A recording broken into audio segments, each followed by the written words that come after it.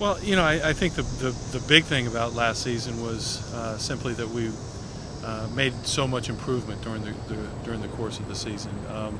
When we started in early November, we just flat out weren't very good, and it took us a while to start making some progress. We were young. We were even more inexperienced than we were young, but the guys kind of stayed with it, and sometimes the improvements were very, very slow or were very small. But eventually, we kind of started putting one foot in front of another. Certainly, with the addition of Vlad when he became eligible in mid-December, that was a big boost. But I think the improvement continued even after that. And by the end of the season, we were disappointed, but with our season ending in the loss at Lehigh. But we knew that we'd really made some big strides. And then I think everybody was still very hungry, and we wanted to keep that momentum going. So we worked extremely hard. I thought the guys did a tremendous job in the spring, and ultimately from everything that we can tell, I think the guys are working really hard, spending a lot of time together, hopefully developing some chemistry that'll allow that momentum to carry on into next season.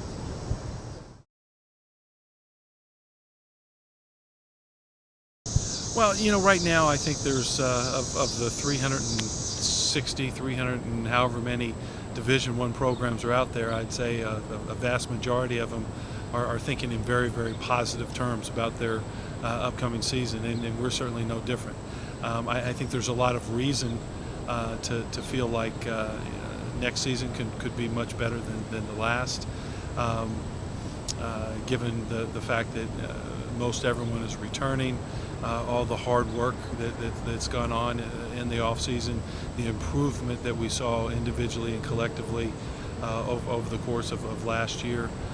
So I do think that we've got the makings of what could be a very good team. That still has to be done out there on the court. Talking about it or looking on paper, that's what everybody else is doing, but it doesn't really serve in any purpose. But from a physical standpoint, I think we've got a chance to be an outstanding team. It's a matter of guys making sacrifices and doing those little things that really allows a group of individuals to become a team.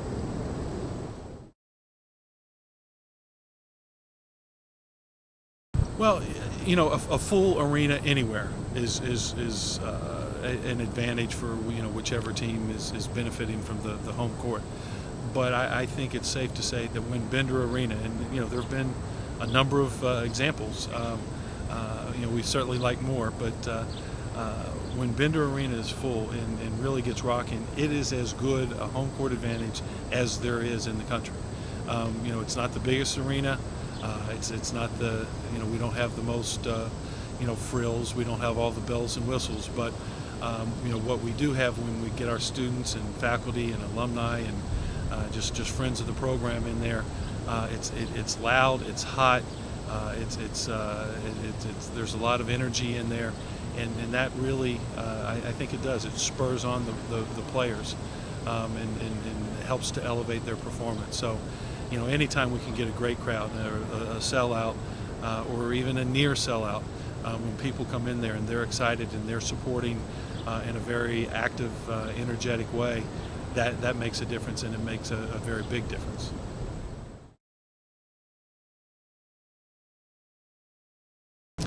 Well, I think there's several areas that are vitally important to any program in any sport. I think facilities are really, really important. Budgets are really, really important. But ultimately, and certainly where we are right now, I think in the development of our basketball program, I think that the alumni and community support is just vitally important. And it might be the biggest thing if we're going to continue being successful, or maybe even ratchet it up a notch. We need people to be involved. Certainly the donations and those things are very welcome. But we need people to feel connected to the program, whether it's coming to Bender Arena, to games, but supporting the program. That means so much, and it is tangible. Recruits notice that, it kind of feeds off itself. So the alumni support, the support of the entire university community makes a huge difference in the success or lack thereof of our program.